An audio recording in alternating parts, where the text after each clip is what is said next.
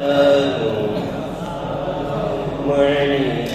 يا حبيب الله الصلاة والسلام عليك يا رسول الله الصلاة عليك يا حبيب الله نور نبي এসেছে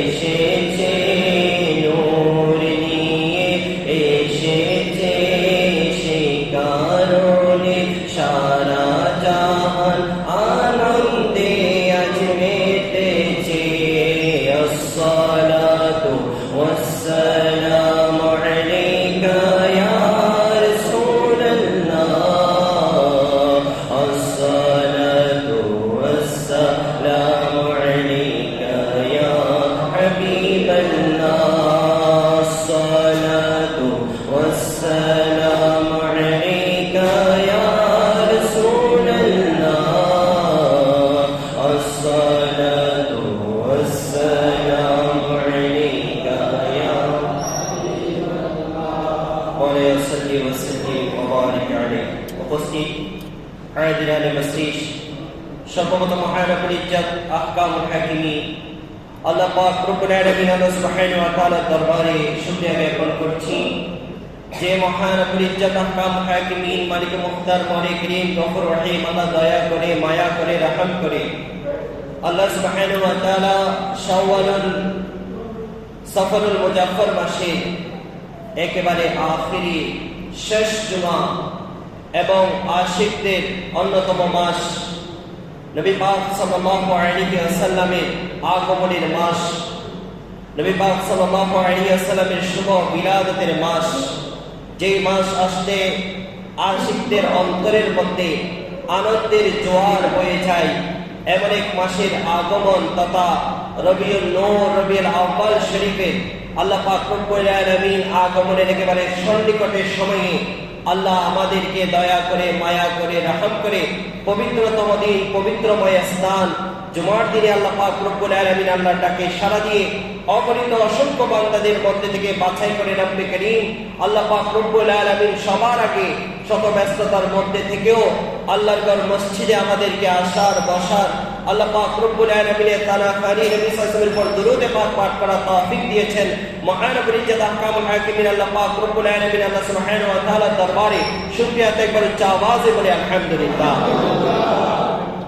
প্রিয় হাজিরিন নিঃসন্দেহে সফরুল মুজাফফর মাস আমাদের কাছ থেকে আজকে বিদায় নিবে আজ রাত রবিউল নূর রবিউল আউয়াল শরীফের চাঁদ রাত যেই মাসকে আল্লাহ অন্যান্য মাসের মধ্যে থেকে অত্যন্ত দামি অত্যন্ত নিয়ামত হিসাবে আল্লাহ বানিয়েছেন যেই মাসের মধ্যে আল্লাহ পাক রব্বুল আলামিন আল্লাহ সুবহানাহু ওয়া তাআলা সৃষ্টির সবচেয়ে সেরা জিনিস আল্লাহর কাছে সবচেয়ে প্রিয় জিনিস আল্লাহর কাছে সবচেয়ে পছন্দনীয় জিনিস যেই জিনিসকে আল্লাহ সবচেয়ে বেশি মহব্বত করেন আল্লাহ যেই জিনিসকে সবচেয়ে বেশি পছন্দ করেন যেই জিনিসের সদকায় আল্লাহ পাক রব্বুল আলামিন নিজেই নিজের রবুবিয়তকে প্রকাশ করেছেন আল্লাহ পাক রব্বুল আলামিন যেই শখসিয়াত যে জাতির উসিলায় আল্লাহ কুল কায়নাত আরশ কুরসি লৌহ কালাম জান্নাত জাহান্নাম ফেরেশতা থেকে শুরু করে আল্লাহ পাক রব্বুল আলামিনের 18 লক্ষ মাখলুকাত আল্লাহ পাক রব্বুল আলামিন যে জাতের উসিলায় সৃষ্টি করেছেন সেই জাতের আবির্ভাব সেই জাতের আগমন সেই জাতের শুভ বিলাদতের মাস হচ্ছে মাহে রবিউল আউয়াল মাস হচ্ছে সুবহানাল্লাহ আল্লাহ পাক রব্বুল আলামিন এই মাস আশিকদের কাছে অত্যন্ত নিয়ামতপূর্ণ একটা মাস প্রত্যেক জিনিসের একটা মৌসুম থাকে যেই মৌসুম যেই মানুষের কাছে যার প্রয়োজন বা যার কাছে ওই জিনিসটা আছে তার জন্য ওই মৌসুমটা অত্যন্ত আনন্দদায়ক হয় যেমন রমজান মাস আসলে যারা রোজার পাগল রমজানের জন্য বেকুল যারা ইবাদত বন্দেগীর প্রতি বেশি আগ্রহ যাদের অন্তরে রবের মহব্বত রবের ভালোবাসা যাদের অন্তরের মধ্যে আছে সেই সমস্ত বান্দারা রমজান পেরে অত্যন্ত খুশি, অত্যন্ত আনন্দিত হয়। আওয়াজ বলি সুবহানাল্লাহ। আবার এই রমজান আসলে আমাদের মধ্যে যারা কাপড় ব্যবসায়ী আছে তারাও কিন্তু অত্যন্ত খুশি হয়। কথা বলেন না ঠিক কিনা? তাদের জন্য এটা ব্যবসায়ীর মাস। কোরবান আসলে যারা মুসলিম, যারা নিজের জীবনকে ত্যাগ করতে পছন্দ করে, যারা আল্লাহর পথে নিজেকে বিলীন করতে পছন্দ করে, তাদের জন্য কোরবানের মাস আসলে তাদের জন্য আনন্দদায়ক উৎসাহ উদ্দীপনা বেড়ে যায়। যেমন আপনার যারা ত্যাগী, যারা সত্যিকার মুসলিম, যারা আল্লাহর জন্য নিজের জানকে কোরবান দেওয়ার জন্য প্রস্তুত, এমন মানুষরা যেমন কোরবান পেরে খুশি হয়, আনন্দিত হয়, আবার যারা গরুর ব্যবসা করে তারাও কিন্তু কোরবানের মাস আসলে খুশি হয়। কথা বলেন না ঠিক কিনা? এভাবে যদি আমি বলতে যাই, প্রত্যেক জিনিসের এক একটা সিজনের এক একটা মৌসুম আছে। ওই মৌসুমের যারা মানুষ তারা সেই জিনিসটা পেরে, যেমন হাজী সাহেবরা কিছুদিন আগে হজের মৌসুম গিয়েছে, যখন হজের মৌসুম চলেছিল, হাজী সাহেবরা যারা হজের ইরাদা করেছে, ইচ্ছা করেছে, আল্লাহর খানে ঘর, আল্লাহ পাক রব্বুল আলামিনের কাবা ঘর, খানে কাবা যারা মুসাফির হওয়ার জন্য ইরাদা করেছে, আল্লাহর সেই শায়েরিল্লাহ, আল্লাহর সেই নিদর্শনগুলো দেখার জন্য যারা বেকুল, এরা হজের মৌসুম আসার সাথে সাথে তাদের অন্তরের মধ্যে আনন্দ, উৎসাহ, উদ্দীপনা শুরু হয়েছে। এমনই ভাবে রবিউল নূর শরীফ যখন আসে, তখন এক প্রকার লোকদের অন্তরের মধ্যে আনন্দের জোয়ার বয়ে যায়, আনন্দে আত্মহারা হয়ে যায়, তারা বেকুল হয়ে যায়, তারা পাগল পারা হয়ে যায়। কারণ তারা আমার নবীকে মহব্বত করে, আমার নবীকে ভালোবাসে। আমার নবীর আগমনের মাস যখন আসে তারা আনন্দিত হয়ে যায়, উৎসাহ উদ্দীপনা তাদের অন্তরের মধ্যে জোয়ার বয়ে যায়। তারা এমন আনন্দিত হয়, নিজেদেরকে আস্তে আস্তে পরিবর্তন করা শুরু করে দিচ্ছে। আওয়াজ বলি সুবহানাল্লাহ। এই মাস মাহে রবিউল আউয়ালের মাস, মাহে রবিউল নূর শরীফের মাস, যেই মাস পেয়ে আসমানি জগতের ফেরেশতারা আনন্দিত হয়েছে, যেই মাসকে পেয়ে জমিনের ফেরেশতারা আনন্দিত হয়েছে, যেই মাসকে পেয়ে আপনার সমুদ্রের মাছেরা খুশি হয়েছে, যেই মাসকে পেয়ে আপনার বিকলতা, তরুণতা থেকে শুরু করে সমস্ত জীব যে মাসকে পেয়ে আনন্দিত, উৎসাহিত হয়েছে, সেই মাসের আগমনের মাস তথা রবিউল নূর শরীফ আমাদের মাঝে আসতে শুরু করেছে। আওয়াজে বলি সুবহানাল্লাহ।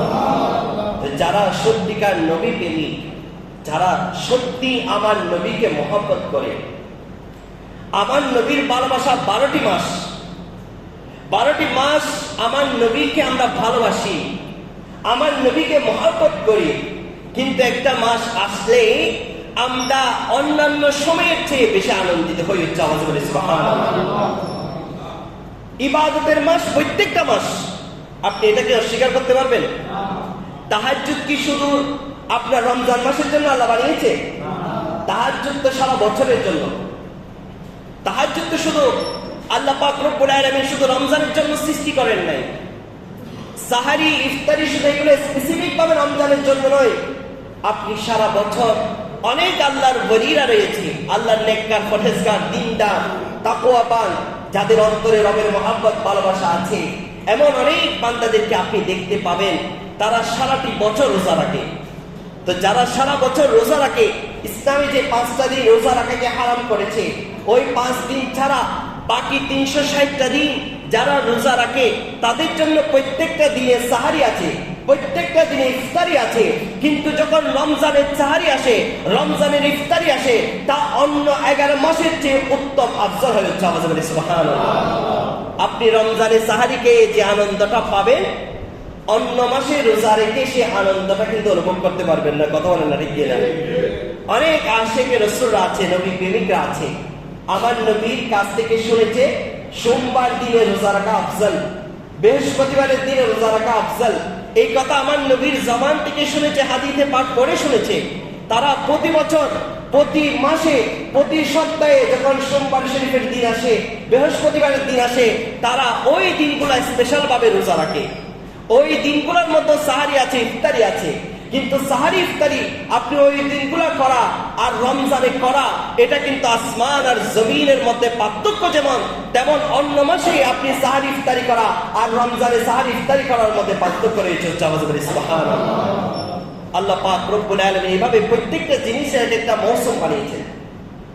উমরা করার জন্য প্রতিনিয়ত প্রতি মুহূর্তে খানায়ে কাবায় আপনার হাজী সাহেবরা উমরাকারীরা সে খানায়ে কাবা যাচ্ছে। কিন্তু আপনি হজের মৌসুমে গিয়ে খানায়ে কাবার মধ্যে যে আনন্দটা পাবেন, হজের মৌসুমে গিয়ে আপনি আরফাতের ময়দানে অবস্থান করে যে আনন্দটা পাবেন, সাফা মারওয়া হজের মৌসুমে গিয়ে আপনি যে আনন্দটা উদ্দীপনাটা আপনি পাবেন, অন্য কোনো সময়ে উমরা করার জন্য গেলে পাবেন, কিন্তু হজের মৌসুমের মতো এত আনন্দ উদ্দীপনা, এত আপনি আনন্দ নিয়ে সাফা মারওয়া সাই করা, আরফাতের ময়দানে অবস্থান করা, মুজদালিফায় অবস্থান করা, মিনায় গিয়ে কোরবানি করা, আপনার এই জিনিসগুলো আপনি কিন্তু অন্য সময়ের মধ্যে এত আনন্দ পাবেন না। কথা বলেন না ঠিক কিনা? তো প্রত্যেক জিনিসের একটা মৌসুম আছে। আমার নবীর বিলাদতের মাস, আগমনের মাস, আমার নবীকে স্মরণ করা, আমার নবীর জিকির করা, আমার নবী সাল্লাল্লাহু আলাইহি ওয়াসাল্লামকে স্মরণ করা প্রত্যেক আশিকের জন্য এটা কর্তব্য, অপরিহার্য। প্রত্যেক আশিকের রাসূলের জন্য প্রত্যেক দিন ঈদে মিলাদুন নবীর দিন, প্রত্যেক দিন আপনার প্রত্যেক আশিকের রাসূলের জন্য, নবী প্রেমিকদের জন্য আনন্দের দিন, উদ্দীপনার দিন। কিন্তু মাহে রবিউল আউয়ালের ওই সময়ে যখন এই দিনগুলো আমাদের কাছে আসে, অন্যান্য দিনের চেয়েও এই দিনগুলো আমাদের কাছে অত্যন্ত গুরুত্বপূর্ণ হয়ে যায়। আওয়াজ বলি সুবহানাল্লাহ। আল্লাহ পাক রব্বুল আলামিন, আল্লাহ সুবহানাহু ওয়া তাআলা আমাদেরকে বুঝার এবং আমল করার তৌফিক নসিব করুক, আমিন। আমরা আমার নবী আগমনে নিঃসন্দেহে আমরা খুশি। কথা বলেন না ঠিক কিনা? নাকি আমার নবীর আগমনে আপনারা নারাজ হয়েছেন? নবীর আগমনে, নবীকে পেয়ে আমরা অবশ্যই খুশি, এটা কোনো সন্দেহ আছে? কথা বলেন, এই বিষয়ে কোনো সন্দেহ আছে? এটা আমাদের কথা নয়, আল্লাহ নিজেই বলছেন আমার নবীর আগমনে কত খুশি হওয়া দরকার, কত আনন্দিত হওয়া দরকার, সেটা আমার নবী কোরআন কারীমের মধ্যে সূরা আল ইমরানের 164 নম্বর আয়াতে কারিমা আপনি খুলে দেখুন, যেখানে আমার আল্লাহ পাক রব্বুল আলামিন ইরশাদ করছেন, লাকাদ মান্নাল্লাহু আলাল মুমিনিনা ইয বা'আসা ফীহিম রাসূলা। আমার আল্লাহ পাক রব্বুল আলামিন ইরশাদ করছেন, আই মুমিনরা, আমি তোমাদের উপর বড় ইহসান করেছি, আমি তোমাদের উপর বড় দয়া করেছি, আমি তোমাদের উপর বড় করুণা করেছি। রব্বে করিম, তুমি আমাদের উপর কি দয়া করেছো, কি করুণা করেছো?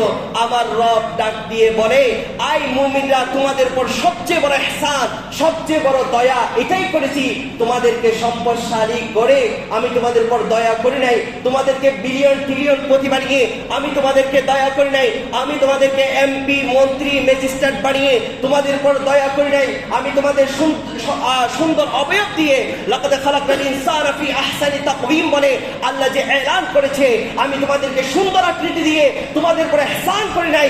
আমি তোমাকে দুইটা হাত দিয়েছি, এটা আমার ইহসান নয়। আমি তোমাকে দুইটা পা দিয়েছি, এটা সবচেয়ে বড় ইহসান নয়। আমি তোমাকে দুইটা চোখ দিয়েছি দেখার জন্য, এটা বড় ইহসান নয়। আমি তোমাকে বিবেক দিয়েছি, সেই বিবেকের মাধ্যমে সৃষ্টি গুণের মধ্যে তোমাকে সর্বশ্রেষ্ঠ বানিয়েছি, এটা আমার ইহসান নয়। আল্লাহ এলান দিয়ে বলছে, আমার সবচেয়ে বড় ইহসান, লাকাদ মান্নাল্লাহু আলাল মুমিনিনা ইয বা'আসা ফীহিম রাসূলা, আমার রাসূলকে তোমাদের কাছে পাঠিয়ে তোমাদের উপর আমি সবচেয়ে বড় ইহসান করেছি। আওয়াজ বলি সুবহানাল্লাহ। আল্লাহ এক প্রকার খোঁটা দিয়ে বলছে, এটা আল্লাহর কাছে খোঁটা দেওয়ার প্রয়োজন নেই, কিন্তু আল্লাহ এক প্রকার আমাদেরকে খোঁটা দিয়ে বলছে, কেন? আমরা যেন এটা থেকে শিক্ষা নিতে পারি। আল্লাহ আমাকে আপনাকে বলে নাই, হাত দিয়ে আমি তোমাদের পর বড় ইহসান করেছি। হাত, এটা আপনার কাছে একটা স্বাভাবিক বিষয় হতে পারে, কিন্তু যেই ব্যক্তির কাছে হাত নেই উনি জানে হাতের মূল্য কেমন। কথা বলেন না ঠিক কিনা? আপনার কাছে এই চোখটা স্বাভাবিক মনে হতে পারে, আপনি শুধু আল্লাহকে চেনার জন্য একটা চোখ নিয়ে, একটা চোখের মধ্যে যে হাজার হাজার ওইখানে আল্লাহ পর্দা দিয়েছে, এই পর্দাগুলো নিয়ে যদি আপনি গবেষণা করেন রব্বে কারীম কেমন রব, সেটা বুঝতে আর আপনার দেরি হবে না। আওয়াজ বলি সুবহানাল্লাহ। আল্লাহ কেমন ভাবে আপনার একটা চোখকে বানিয়েছে, কেমন ভাবে সৃষ্টি করেছে। শুধু মানুষকে যদি একটা চোখ আল্লাহর মতো করে অবিকল বানানোর জন্য দুনিয়ার সমস্ত বিজ্ঞানী যদি এক হয়ে যায়, দুনিয়ার সমস্ত মানুষদের জ্ঞান বিজ্ঞানে যদি তারা গভীর জ্ঞানে অর্জন করেও নেই, এরপরও রবের দেওয়া সৃষ্টি যে আল্লাহ চোখ আপনাকে দিয়েছে, এমন একটা চোখ পুরা দুনিয়ার মানুষরা এক হয়ে কিয়ামত পর্যন্ত চেষ্টা করলেও আল্লাহ যেভাবে চোখকে বানিয়ে আমাকে আপনাকে ফিট করে দিয়েছেন, এমন একটা চোখ বানানো কোন বান্দার পক্ষে কিয়ামত পর্যন্ত সক্ষম হবে না। সুবহানাল্লাহ। আল্লাহ এই বিনা টাকায়, বিনা আপনার কাছে স্বার্থে আল্লাহ আপনার শরীরের মধ্যে, আপনার জিসিমের মধ্যে যে দুইটা চোখ আল্লাহ ফিট করে দিয়েছেন, এই দুইটা চোখ আপনি এটা স্বাভাবিক পাচ্ছেন, এটা আপনার কাছে কোনো দাম মনে হচ্ছে না। একজন অন্ধ ব্যক্তিকে গিয়ে জিজ্ঞাসা করেন চোখের মূল্য কেমন, সেই আপনাকে অনায়াসে বলতে পারবে আমার দন দৌলত, টাকা পয়সা, অর্থ করি, সম্পদ কোনো কিছু প্রয়োজন নেই। আল্লাহ যদি আমার চোখটা ঠিক করে দেয়, দুনিয়া দেখার সেই আমার ক্যাপাবিলিটি আল্লাহ যদি আল্লাহ আমাকে দান করে, এর চেয়ে বড় চিরসুখী আমার চেয়ে দুনিয়ার বসে আর কেউ হবে না। কথা বলেন না ঠিক কিনা? যার কাছে যেটা নেই সে সেটার মূল্য বুঝে, আমার আপনার কাছে অটোমেটিকলি আছে, সেজন্য সেটার মূল্য আমরা বুঝছি না। কথা বলে না ঠিক না? অথচ আল্লাহ এই জিনিসগুলা দিয়ে আল্লাহ আমাকে বলেন নাই বান্দা আমি তোমাকে দুইটা হাত দিয়েছি, বান্দা আমি তোমাকে দুইটা পা দিয়েছি, বান্দা আমি তোমাকে দুইটা চোখ দিয়েছি। আল্লাহ এগুলা বলে আমাকে আপনাকে কোটা দেন নাই। আল্লাহ বলছে আমি সবচেয়ে বড় ইহসান তোমাদের উপর করেছি, সবচেয়ে বড় দয়া তোমাদের উপর করেছি, আমার পক্ষ থেকে আমার রাসূলকে তোমাদের কাছে প্রেরণ করেছি। উচ্চ আওয়াজে বলে সুবহানাল্লাহ। আল্লাহ কোরআন কারীমের মধ্যে অপর আয়াতে কারীমার মধ্যে বলছেন ওয়ামা আরসালনাকা ইল্লা রাহমাতাল লিল আলামিন। যেন এই আয়াতে কারীমা আপনি যদি গভীর তাৎপর্য নিয়ে কোরআনকে যদি আপনি একটা কনভারসেশন মনে করেন, কোরআনকে যদি আপনি ভাবেন আপনি রবের সাথে কথা বলছেন, এভাবে ধরে নিন আমরা বিভিন্ন এসএসসি পরীক্ষার মধ্যে দেখবেন স্টুডেন্টদেরকে ডায়লগ লিখতে হয়। কথা বলেন না ঠিক কিনা? যারা স্কুল কলেজে ইউনিভার্সিটিতে পড়েছেন তারা জানে আপনার ইংরেজি ভাষায়, আরবি ভাষায় ডায়লগ লিখতে হয়। দুইজনকে আপনার মন মতো করে বাছাই করে তাদের মধ্যে একটা কনভারসেশন, যে কোনো বিষয় নিয়ে একটা কনভারসেশন তৈরি করতে হয়। আপনি কোরআনকে ধরে নেন, ওইটা রব, সত্যি তো এটা রব বলছে আপনার সাথে কথা, আপনি রবের সাথে কথা বলছেন, রব আপনাকে দেখে দেখে আপনার দিকে তাকিয়ে বলছে ওয়ামা আরসালনাকা ইল্লা রাহমাতাল লিল আলামিন। আপনাকে দেখে রব আপনার দিকে তাকিয়ে আপনাকে বলছে আয় আমার বান্দা শুনো, আমার নবীকে আমার পক্ষ থেকে পুরা জগতের জন্য, সৃষ্টির জন্য রহমত স্বরূপ আমি আল্লাহ আমার নবীকে প্রেরণ করেছি। উচ্চ আওয়াজে বলে সুবহানাল্লাহ। আরসালনা প্রেরণ করা, পাঠানো, মানে আমার নবী আমার আল্লাহর একেবারে কাছে ছিল। সেই কাছের জায়গা থেকে আমার আল্লাহ বলছেন কত দয়াদ্র নিয়ে, কত উলফত নিয়ে, কত ভালোবাসা মহব্বত নিয়ে আমার নবীর দিকে তাকিয়ে আল্লাহ বলছেন ওয়ামা আরসালনাকা ওয়ামা আরসালনাকা ওয়ামা আরসালনাকা ইয়া রাসূলুল্লাহ, ইয়া হাবিবাল্লাহ, ইয়া নবী আল্লাহ। আয় আমার প্রেমিক, আয় আমার মাসুক, আয় আমি যাকে সবচেয়ে বেশি মহব্বত করি, ইয়া রাসূলুল্লাহ, সেই রাসূলকে আমি প্রেরণ করছি, পাঠাচ্ছি। আর যদি সঠিক অর্থ যদি করি, কোরআনের মতো যদি অর্থ করি, ইয়া রাসূলুল্লাহ, ইয়া হাবিবাল্লাহ, ইয়া নবী আল্লাহ, আমি আপনাকে পাঠাতাম না, ওয়ামা আরসালনাকা, আমি আপনাকে কখনো পাঠাতাম না, আমার কাছ থেকে দূরে কখনো সরাতাম না, আমার কাছ থেকে কখনো আপনাকে বিয়োগ করতাম না, কখনো আমার থেকে আপনাকে দূরে পাঠাতাম না। ওয়ামা আরসালনাকা ইল্লা রাহমাতাল লিল আলামিন। যদি আমার সৃষ্টি জগতের প্রতি আমার মহব্বত না থাকতো, আমার দয়া না থাকতো, আমার রহমত না থাকতো, ইয়া রাসূলুল্লাহ, জীবনে আমি আপনাকে কখনো আমার কাছ থেকে পাঠাতাম না।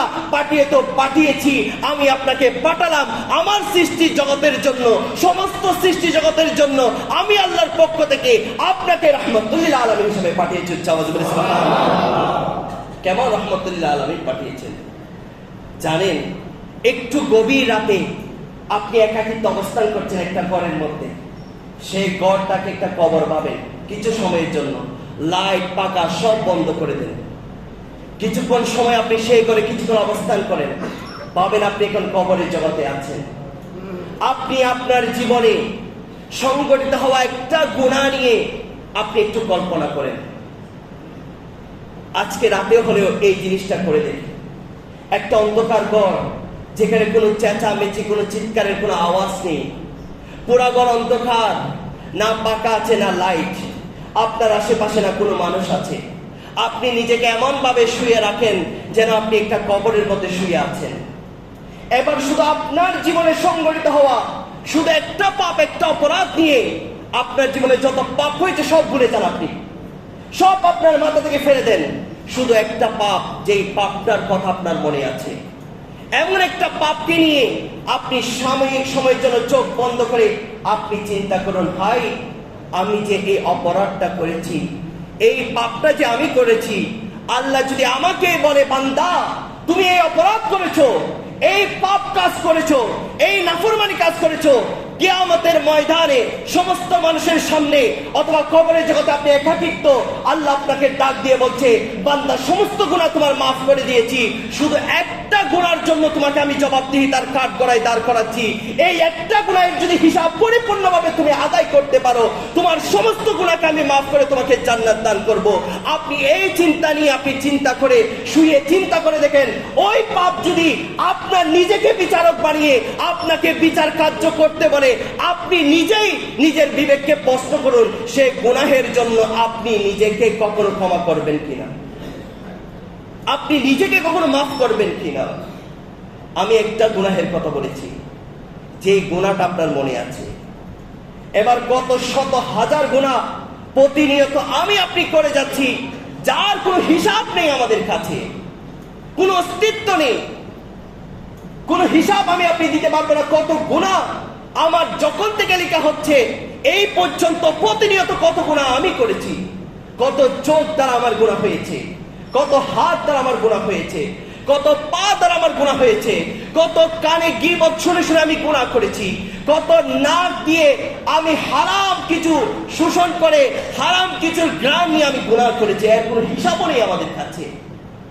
আল্লাহ যদি একটা গুনাহ ধরে আমাকে আপনাকে কালকে আমাদের ময়দানে দাঁড় করায়, খোদার কসম করে বলবো কোন বান্দার পক্ষে সে গুনাহের হিসাব দিয়ে ওখান থেকে পা নাড়িয়ে জান্নাত পর্যন্ত যাওয়ার ক্ষমতা কারো থাকবে না।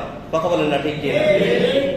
সেই আল্লাহ পাক রব্বুল আলামিন, সেই রব্বে কারীম প্রতিনিয়ত সংগঠিত হওয়া আমার আপনার যত গুনাহ আল্লাহ মাফ করছেন। কেন মাফ করছেন? একটি বারের জন্য কি রবকে প্রশ্ন করেছেন, ইয়া রব, বাবা মা একবার ভুল হলে ক্ষমা করে, দুইবার ভুল হলে ক্ষমা করে, তিনবার ভুল হলেও হয়তো বেশি দয়াবান হলে মা বাবা সেই ভুলটাকে মাফ করে, কিন্তু চতুর্থবার একই ভুল করলে তো মা বাবা বিরক্তি হয়ে যায়, মা বাবা সহ্যর বাইরে চলে যায়, মা বাবা অধৈর্য হয়ে যায়, সঙ্গে সঙ্গে বড় এক নিঃশ্বাস এসে আল্লাহকে বলে ফেলে, আল্লাহ আমার এই ছেলেকে তুমি নাস্তানাবুদ বানিয়ে দাও। কথা বলেন না ঠিক কিনা? যেই মা বাবা আপনার আমার প্রতি এত দয়াবান, শুধু মায়ের করুণার কথা যদি আপনি একবারের জন্য চিন্তা করেন, সে মায়ের আপনি 1000 বছর পর্যন্ত সেই মাকে আপনি যদি সেই মাকে কাঁধে নিয়ে চড়ে ঘুরতে থাকেন, আপনি আপনার মায়ের হক কিয়ামত পর্যন্ত আপনি কখনো আপনি পুরা করতে পারবেন না। কথা বলেন না ঠিক কিনা? আমার নবীর দরবারে এক সাহাবী এসেছে। সাহাবী এসে আমার নবীকে বলছে, ইয়া রাসূলুল্লাহ, ইয়া হাবিবাল্লাহ, এক মরুময় গরম তপ্ত এক অঞ্চল দিয়ে আমি আমার মাকে নিয়ে সফরে যাচ্ছি। আমার মা বৃদ্ধ হয়ে গিয়েছে, বয়সের পারে নয়ে পড়েছে, আমার মা হাঁটতে পারছে না।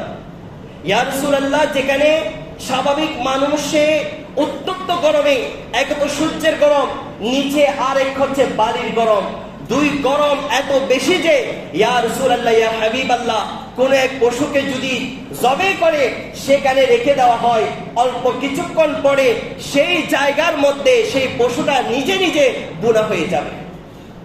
এমন গরম অঞ্চলে, এমন গরম এলাকায় আমি আমার মাকে কাঁধে করে নিয়ে আমি সফর করেছি। ইয়া রাসূলুল্লাহ, ইয়া হাবিবাল্লাহ, আমার মায়ের যে ইহসান আমার প্রতি ছিল, সেই ইহসান কি সব কিছু পূর্ণ হয়ে গিয়েছে? আমার নবী সেই সাহাবীকে জবাব দিলেন, হে আমার সাহাবী, শোনো, তুমি যে এত বড় একটা কাজ করেছো, এত এত কষ্ট যে তুমি করেছো, তোমার মা তোমাকে জন্ম দেওয়ার আগে তুমি যখন তোমার মায়ের পেটের মধ্যে বিভিন্ন সময় পা নাড়াতে গিয়ে তোমার মাকে যে কষ্ট দিতে, যে ব্যথাটা তোমার মা উপলব্ধি করত, হয়তো সেখান থেকে একটা ব্যথার সামান্য পরিমাণ ইহসান হয়তো হয়েছে। কেমন মা, চিন্তা করে দেখেন। সেই মা, সেই বাবা আপনার সামান্য অপরাধ বারবার হওয়া, সেই অপরাধকে বারবার মাফ করলেও কোন এক সময় গিয়ে অধৈর্য হয়ে যায়। কোন এক সময় গিয়ে সেই মা বাবার মুখ থেকে সন্তানের প্রতি বদদুয়া এসে যায়। হ্যাঁ, শুধু অবাধ্য সন্তান নয়, কিতাবের মধ্যে এসেছে একজন নেককার পরহেজগার মুত্তাকি, একজন নামাজি সন্তান নামাজ পড়ছে, ইবাদত করছে কার? কথা বলে না, মনোযোগ নাই সবার। ইবাদত করছে কার? আল্লাহ রবের ইবাদত করছে, নফল ইবাদত করছে। মা এদিক থেকে ডাকছে সন্তানকে নাম ধরে ধরে, সন্তান নামাজের মধ্যে ব্যস্ত। এখন সন্তান মায়ের ডাকে সাড়া দেয় নাই। কিছুক্ষণ পরে নামাজ শেষ করে মায়ের কাছে আসলো, মা সাথে সাথে আপনার মুখ থেকে বেরিয়ে গেল, আল্লাহ যেন তোকে একটা পতিতা দেখিয়ে তোকে যেন মৃত্যু দান করে। নাউযুবিল্লাহ বলেন। কত বড় হাস্তি, কত বড় আলিমে দ্বীন ছিলেন, কত বড় আল্লাহর ওলি ছিলেন। কিতাবের মধ্যে বলা হচ্ছে সেই সময়ের মশহুর আলেমরা যার দরবারে গিয়ে দণ্ডনাট্য দিতেন, যার কাছ থেকে দোয়া নেওয়ার জন্য যেতেন, সেই আল্লাহর ওলি মৃত্যুর আগে তিনি একজন বেশ্যার সাথে তিনার একটা মিথ্যা অপবাদ রটিয়ে পুরা সমাজের মধ্যে ওনাকে অপদস্থ লাঞ্ছিত করে মানুষরা ওনার সব কিছু ভেঙে দিয়ে ওনাকে অপদস্থ করেছে। এরপরে শেষমেশ বিচার হলো। বিচারের মধ্যে ওই সন্তানকে আনা হলো। ওই পতিতা যে সন্তানকে দেখিয়ে বলেছিল যে এই ছেলেটা অমুক পীরের, যিনি অমুক ওলি, আমার সাথে খারাপ আচরণ করে, খারাপ কাজ করে সন্তানকে প্রসব করেছে। সে আল্লাহর ওলি সেই সন্তানকে আনতে বললেন, মাত্র সবেমাত্র 1-2 মাসের বাচ্চা। সেই ওলি বললেন, বাচ্চা তুমি বলে দাও, এই তোমার বাবা কে, তোমার মায়ের সাথে কে খারাপ আচরণ করেছে? সেই সন্তানের জবান খুলে গেল। আল্লাহ তার জবান খোলার ব্যবস্থা করে দিলেন। সেই সন্তান মায়ের কুল থেকে বলে দিল, আমার মায়ের সাথে এই আল্লাহর ওলি খারাপ আচরণ করেন নাই, বরং অমুক কৃষক কৃষি কাজ করছে, আপনার বিলের মধ্যে, আপনার জমিনের মধ্যে চাষের কাজ করছে, আমার মা গিয়ে সেই কৃষকের সাথে খারাপ আচরণ করে এই ওলির নামে ছাড়িয়ে দিচ্ছে। এখন এই আল্লাহর ওলির কাছে সমস্ত মানুষরা ক্ষমা চাচ্ছে। তখন সে আল্লাহর ওলি তার গোপন বিষয়টা সবার সামনে বলে দিলেন, আসলে তোমাদের মাপ চাওয়ার কোনো কিছুই নেই, এটা আমার মায়ের বদদুয়া। যে বদদুয়াটা আল্লাহ মৃত্যুর আগে, আমার মা যে বলেছে মৃত্যুর আগে যেন সে পতিতা দেখে মৃত্যু হয়, আল্লাহ আমার সেই মায়ের বদদুয়াকে কবুল করে নিয়েছেন। সুবহানাল্লাহ। তাহলে আল্লাহর ওলিদের বিপক্ষে গিয়েও মা বাবার বদদুয়া কবুল হয়ে থাকে। মা বাবা এত দয়াদ্র হওয়ার পরও, মা বাবা এত নিয়ামতপূর্ণ হওয়ার পরও কোন এক সময় মা বাবা অধৈর্য হয়ে যায়। আর সেই জায়গায় রব্বে করিম আল্লাহ পাক রব্বুল আলামিন শত অপরাধ, শত পাপ, শত গুনাহ, শত আল্লাহর অবাধ্য। ফজরের আযান হচ্ছে, আমরা আরামের বিছানাকে খালি করতে পারছি না। দুপুরের আযান চলছে, আল্লাহটাকে সারা দিয়ে মসজিদে আসতে পারছি না। আসরের আযান দিচ্ছে, গল্প গুজবে সময় অতিবাহিত করে মসজিদে আসতে পারছি না। আল্লাহর ডাককে বারবার আল্লাহ শিখিয়ে দিচ্ছে মুয়াজ্জিনকে, হাইয়া আলাস সালাহ, হাইয়া আলাল ফালাহ, কল্যাণের দিকে আসো, নামাজের দিকে আসো। বারবার মুয়াজ্জিনের দ্বারা আল্লাহ 5 ওয়াক্ত 5 বার এলান করাচ্ছে, বান্দা কল্যাণের দিকে আসো, বান্দা নামাজের দিকে আসো। বান্দা বারবার আল্লাহর কথাকে তিরস্কার করে, আল্লাহর কথাকে আপনার ইগনোর করে সে তার মতো জীবন যাপন করছে। সেই রব্বে করিম একবারের জন্য আমাকে আপনাকে আযাব দিয়ে শেষ করে দেন নাই। কথা বলেন না, ঠিক কিনা? আপনি ফজরের নামাজ পড়েন নাই, আল্লাহ চাইলে ওই অবস্থায় আপনাকে মৃত্যু দিতে পারে। সেই রব কত বড় ধৈর্যশীল রব। আল্লাহ আপনার প্রতি দয়া করে আপনাকে আরো একবার মৌকা দিয়েছে, আরো একবার সুযোগ দিয়েছে, আপনি যেন নামাজটা পড়তে পারেন। সেই রব এত দয়া কেন করেন জানেন? সেই রবের এত দয়া কেন? ওই যে আল্লাহ এলান করেছেন ওমা আরসালনাকা ইল্লা রাহমাতাল লিল আলামিন। সুবহানাল্লাহ। সেই নবীর দিকে তাকিয়ে আপনার আমার শত পাপ, হাজার গুনাহ, হাজার অপরাধকে আল্লাহ বারবার আমার নবীর দিকে তাকিয়ে মাফ করে দিচ্ছেন। সুবহানাল্লাহ। আল্লাহর ইচ্ছা জাগে ধ্বংস করে দেওয়ার জন্য। যখন আমার নবীর দিকে তাকায়, আমার আল্লাহর যে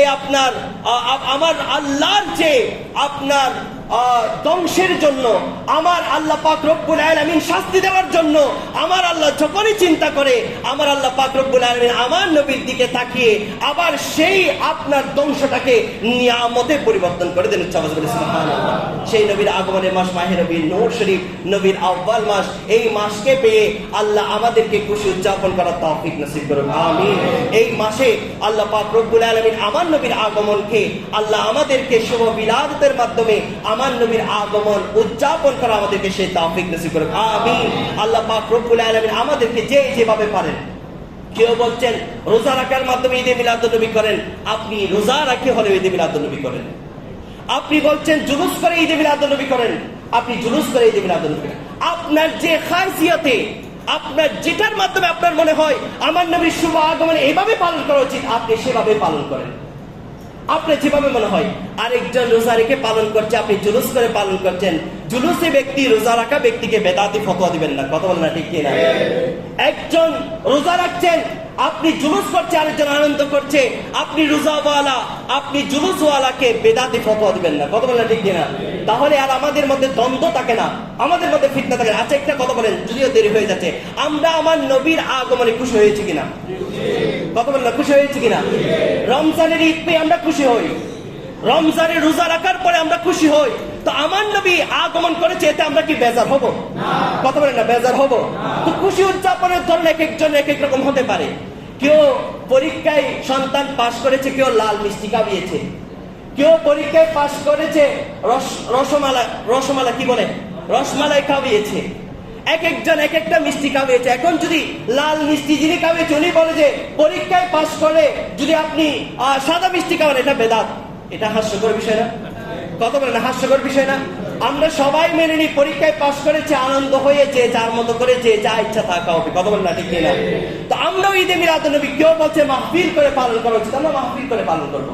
কেউ বলছে রোজা রেখে পালন করা উচিত, আমরা রোজা রেখে পালন করবো। কেউ বলছে জুলুস করে পালন করা উচিত, আমরা জুলুস করে পালন করবো। যে যার মতো করে আমার নবীর আগমনে খুশি উদযাপন করবো। কেউ কারো বিরুদ্ধে ফতোয়া না দিলে আমাদের মধ্যে আর বিভ্রান্ত হয় না। কথা বলে না, ঠিক কিনা? এই বিভ্রান্ত না হওয়ার কারণে মুসলমান এক হয়ে যেতে পারে, মুসলমানদের আকীদার মধ্যে আর ভেদাভেদ থাকতে পারে না। মুসলমান যখন এক কাতারে হয়ে যাবে, কোন কাফের মুশরিকের পাবের ক্ষমতা নেই আমরা মুসলমানদের বিরুদ্ধে গিয়ে অস্ত্র ধারণ করা। কথা বলে না, ঠিক কিনা? আজকে মুসলমানদের মধ্যে ভেদাভেদ হওয়ার কারণে কাফের মুশরিকরা ফিলিস্তিনের জমিনের মধ্যে মুসলমানদেরকে শোষণ করছে, ভারতের জমিনে মুসলমানদেরকে শোষণ করছে। কথা বলে না, ঠিক কিনা? এভাবে বাংলার জমিনেও শোষণ করতে বেশি দিন সময় লাগবে না। আমাদের অনৈক্যের কারণে সব কিছু হবে। কথা বলে না, ঠিক কিনা? এই জন্য আমরা এক হয়ে যাই ভাইয়েরা আমার, ফতোয়া না দিয়ে যে যার মতো ঈদে মিলাদুন নবী পালন করুক, যে যার মতো নবীর আগমন পালন করুক। আল্লাহ আমাদেরকে বুঝার সেই তৌফিক নসিব করুন। আমিন। যারা সুন্নাত মানে তারা সুন্নাত নামাজ আদায় করুন।